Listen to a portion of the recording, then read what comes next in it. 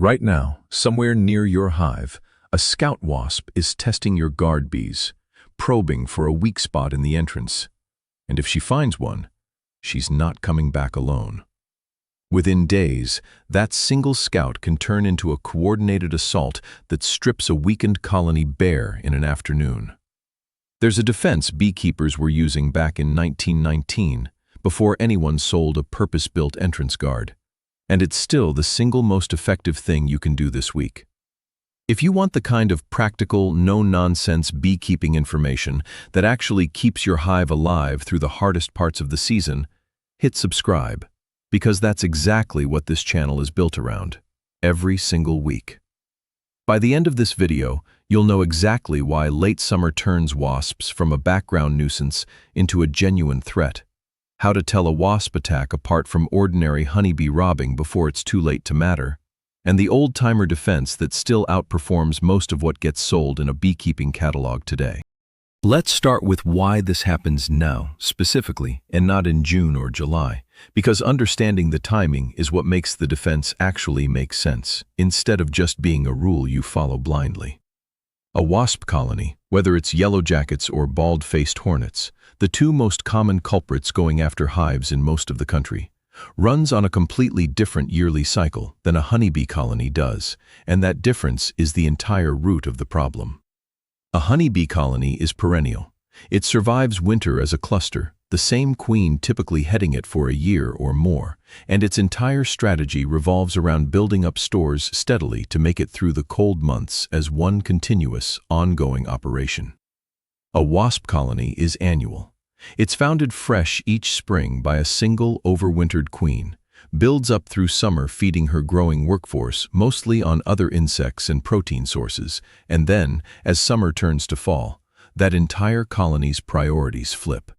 The queen stops laying, the colony's protein needs collapse since there's no more brood to feed, but the adult wasp population is still large and still hungry.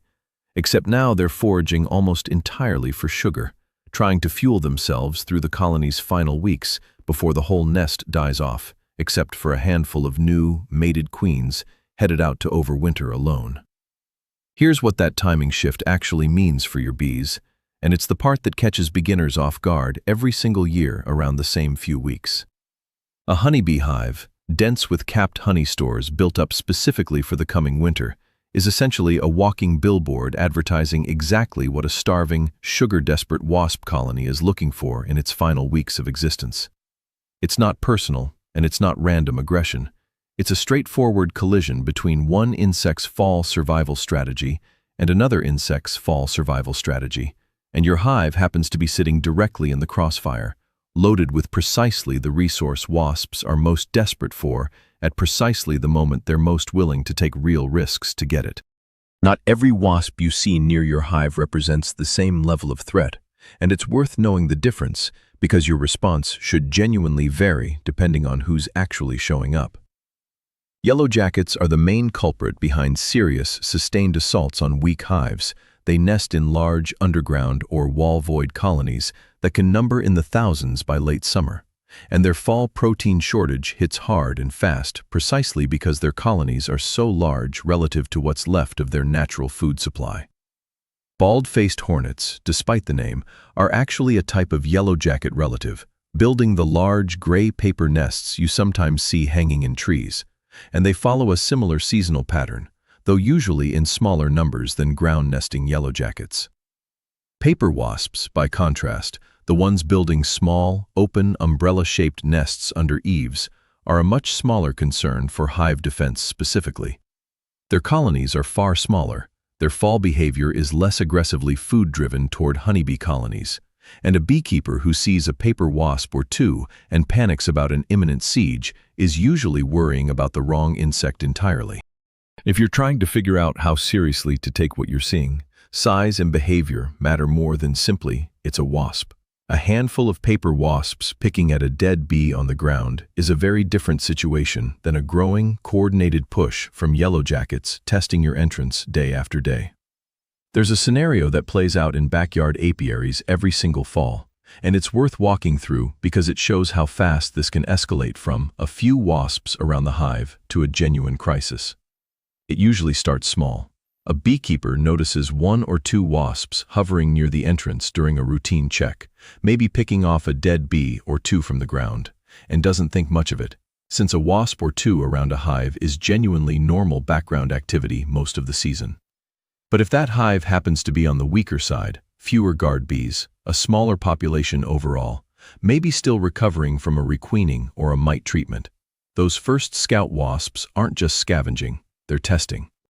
A scout that successfully slips past a thin guard presence and gets even a small taste of honey or brood flies back to her own colony and recruits reinforcements, and within days, that same beekeeper can find dozens of wasps making coordinated runs at the entrance, guard bees fighting and dying in real numbers, and if it goes unchecked long enough, the wasps can actually overwhelm a genuinely weak colony entirely, killing the queen and workers and cleaning out the stores before winter even arrives. Stick around, because coming up, I'm going to show you exactly how to tell this apart from an ordinary honeybee robbing event happening at the same time of year, because the two often overlap, and treating one problem while ignoring the other can leave your hive just as exposed. Now here's where it gets genuinely important to get right, because wasp attacks and honeybee robbing frequently happen in the same window for closely related reasons, and confusing the two means you might fix half the problem and leave the door open on the other half. Honeybee robbing, bees from a stronger neighboring colony raiding a weaker one for its honey stores, shares that same late summer resource scarcity trigger, since natural nectar flow tapers off in most regions right around the same time wasp colonies are hitting their fall desperation phase. Both threats show up as unusual activity and fighting right at your entrance, which is exactly why beginners often lump them together as one vague, something's attacking my hive problem, instead of two related but distinct threats that sometimes need slightly different responses. Here's how to actually tell them apart, because the visual cues are different once you know what to look for. Robbing bees are honeybees, so from a short distance, the fighting at the entrance looks like bees against bees, a frantic, tumbling scramble of similarly sized, similarly colored insects, often with a distinctive, zigzagging, hesitant flight pattern from the robbers as they probe for a way in, quite different from the confident, direct flight of bees that actually belong there. Wasps, by contrast, are visually distinct even from a distance. Narrower waists, smoother and shinier bodies, without the honeybee's fuzzy texture, and a flight pattern that tends to be more hovering and darting, rather than the more purposeful, straight-line approach of a homecoming forager. Once you're within a few feet, the difference becomes unmistakable, but the earliest warning signs, increased fighting and commotion right at the entrance, genuinely can look similar enough from across the yard that a lot of beekeepers don't realize which threat they're actually dealing with until they walk over for a closer look. There's a compounding danger worth understanding here too, because these two threats don't just resemble each other, they can actively make each other worse. A colony already under stress from honeybee robbers, with a weakened guard presence and a chaotic, disrupted entrance, becomes an even easier target for wasps arriving on the scene shortly after, since the wasps benefit from exactly the same weakened defenses the robber bees already exploited.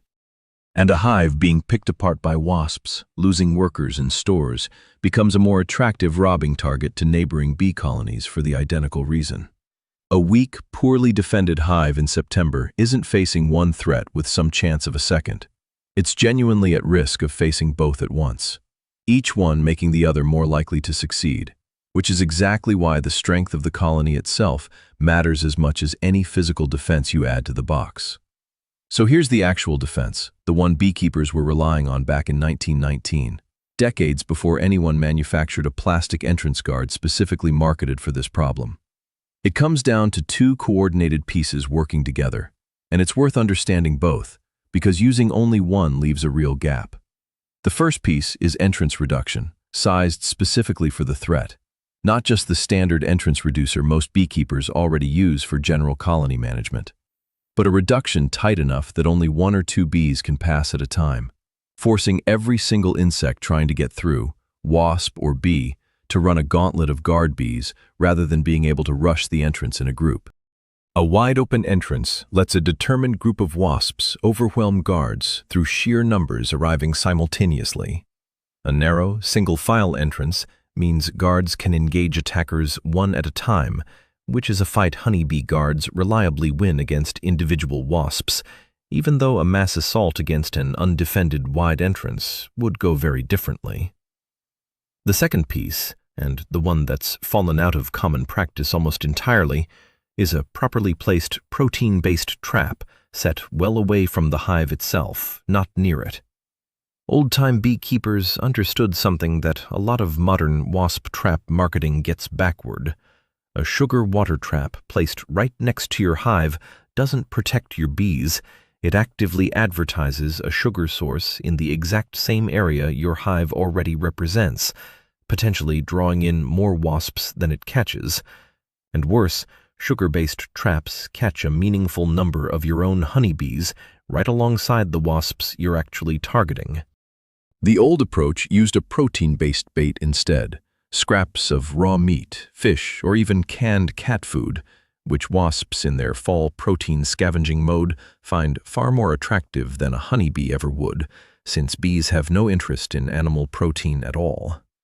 Placed 30 to 50 feet away from the hives, angled to draw wasp attention away from your bees entirely, rather than adding another temptation right at the doorstep, a protein trap intercepts scouts before they ever get close enough to test your entrance in the first place. Here's exactly how to set this up, because the placement and timing details are what separate an effective defense from a wasted afternoon. For the entrance reduction, most standard entrance reducers already include a small notch option meant for exactly this kind of tight restriction. If yours doesn't, a strip of hardware cloth or a temporary piece of wood with a single small gap cut into it works just as well, sized to roughly 3/8 of an inch, enough for one bee to pass through comfortably while making it genuinely difficult for a wasp to force its way through past a guard bee stationed right at that single opening. For the trap, a simple plastic bottle with a few inches of water, a tablespoon of dish soap to break the surface tension so insects can't escape once they land, and a piece of raw meat or a spoonful of cat food suspended just above the waterline.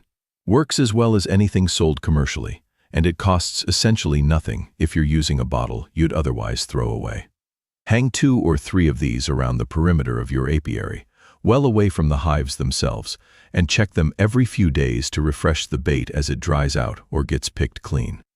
There's a more direct option worth considering if you can safely manage it, and it addresses the problem at the source rather than just intercepting scouts after the fact. If you can actually locate the wasp nest itself feeding the pressure on your hives, often closer than people expect, sometimes within just 100 feet, in a ground burrow, a wall void, or a hanging paper nest in a nearby tree. Eliminating that single nest can end the problem for your entire apiary, far more completely than any number of traps ever could, since you're removing the source rather than managing its foraging workers one scout at a time. This comes with real caveats worth taking seriously. A nest by late summer can hold a genuinely large defensive population. Stings from yellow jackets and hornets can be dangerous for anyone with an allergy, and ground nests in particular are easy to disturb accidentally before you're prepared to deal with the response. If you're comfortable identifying and safely treating a nest yourself, generally after dark when the colony is least active, that's the single highest impact move available.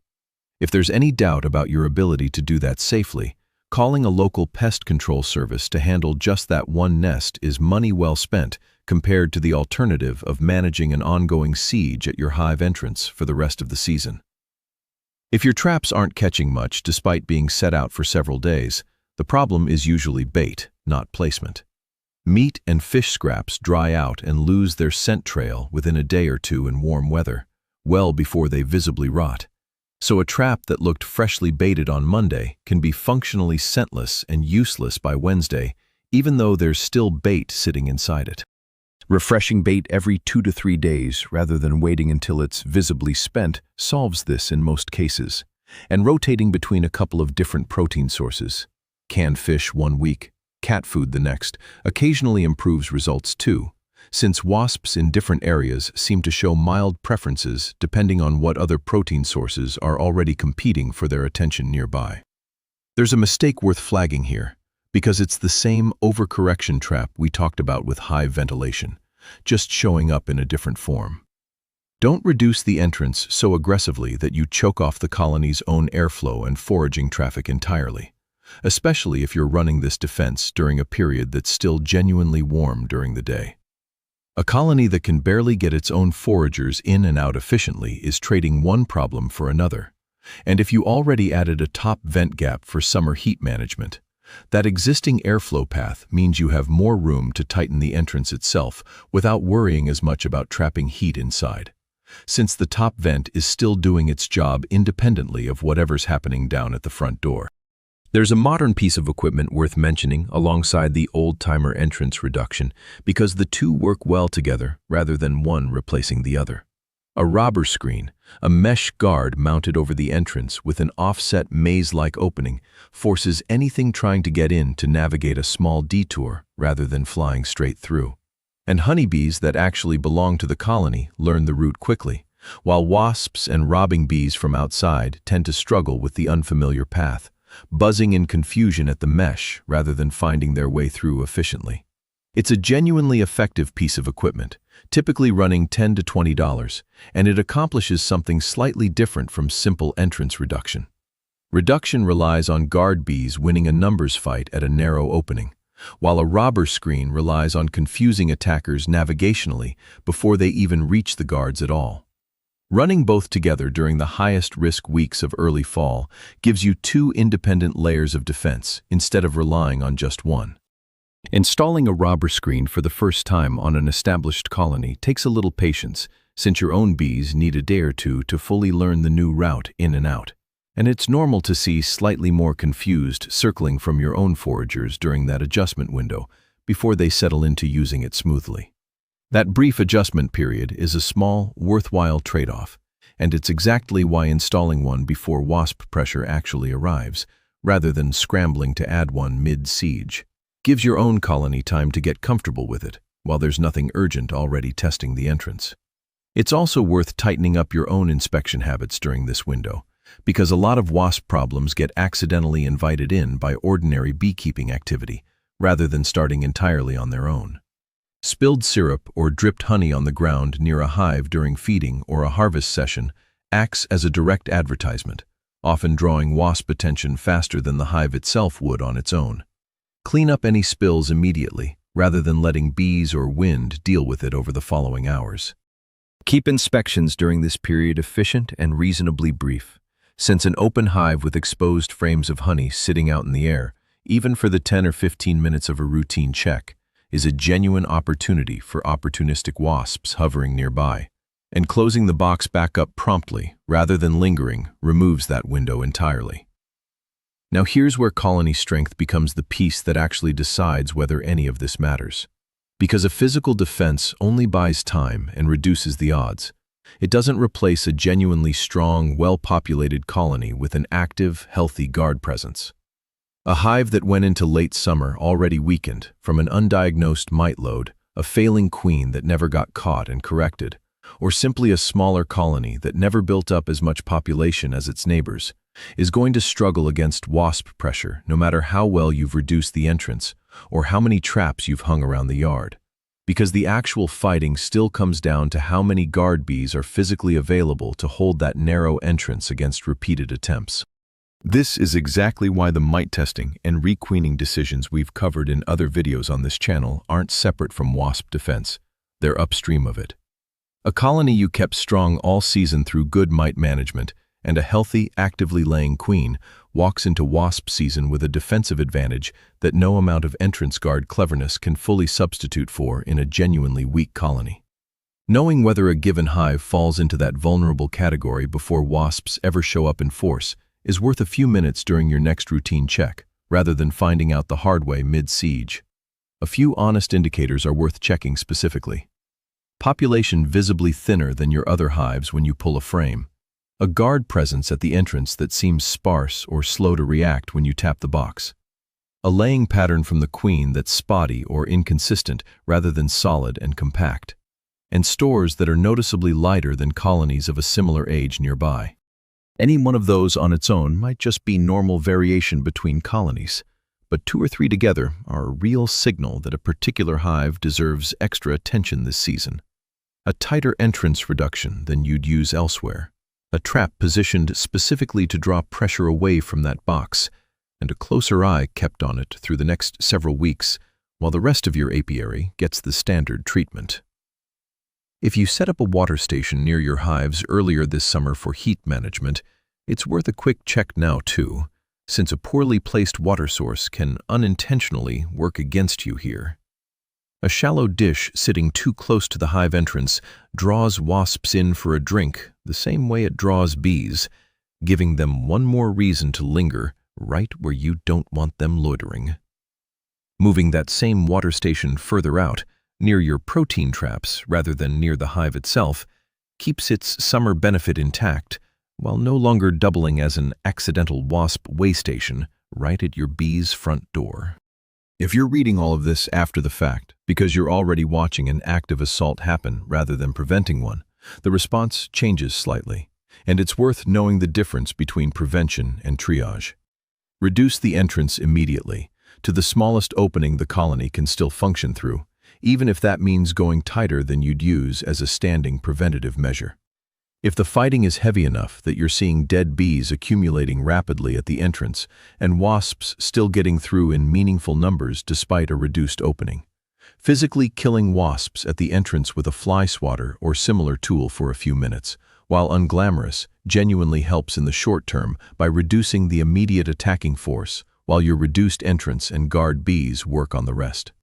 For a colony that's already been weakened significantly, population visibly thinned, stores already raided, combining it with a stronger colony, the same emergency move used for a failing queen situation, is sometimes the only way to save the bees themselves, even if it means giving up on that hive as a separate unit for the rest of the season.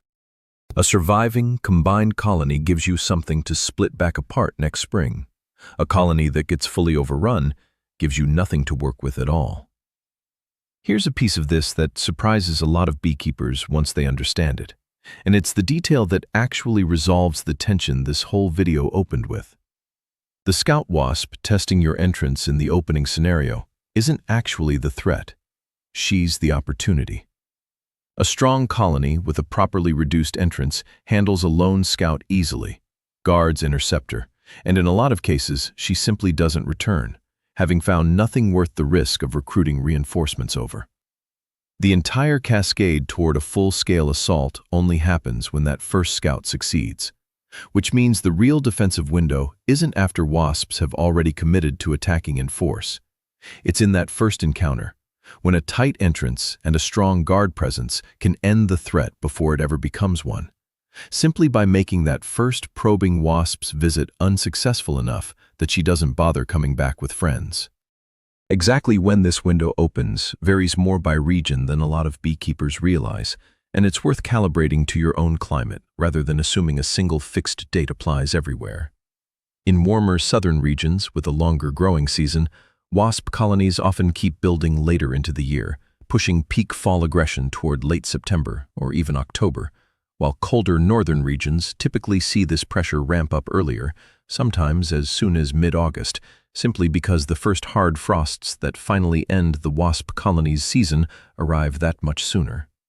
Rather than watching a calendar date, watch the actual local nectar flow.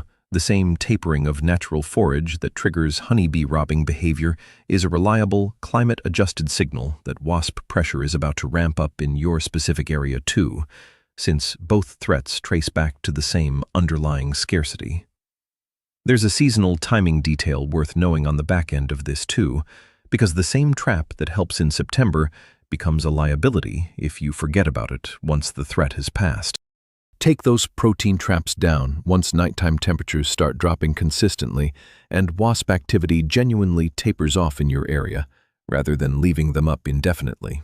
A trap left hanging through a mild, extended fall or into the following spring stops selectively targeting desperate, protein-hungry fall wasps and starts catching a much broader, less targeted mix of insects, including beneficial ones that had nothing to do with your original problem. The old-timer version of this defense was never meant to run year-round. It was a specific, seasonal countermeasure deployed for a specific seasonal threat, and treating it that way keeps it doing its actual job instead of becoming background clutter in your apiary that outlives its purpose. This isn't a problem beekeepers only recently started noticing either, and knowing that helps explain why the fix is this straightforward rather than something requiring modern technology. Farm journals and beekeeping manuals from the early 20th century regularly devoted space to what they called robber and hornet season, treating it as a predictable, recurring part of the yearly calendar, right alongside swarm season and honey harvest, not as an unusual crisis. The specific combination of a tight entrance and a meat-baited trap set away from the hives shows up again and again in that older literature, passed along as routine seasonal maintenance rather than an advanced or specialized technique, which tracks because the underlying biology driving wasp behavior hasn't changed in the centuries since, even though most of that practical knowledge quietly dropped out of the instructions that come with a modern starter hive kit. It's worth folding this defense into a broader fall prep routine rather than treating it as an isolated task, since several of the checks that matter for winter survival overlap directly with what determines how well a colony can defend itself against wasps in the meantime.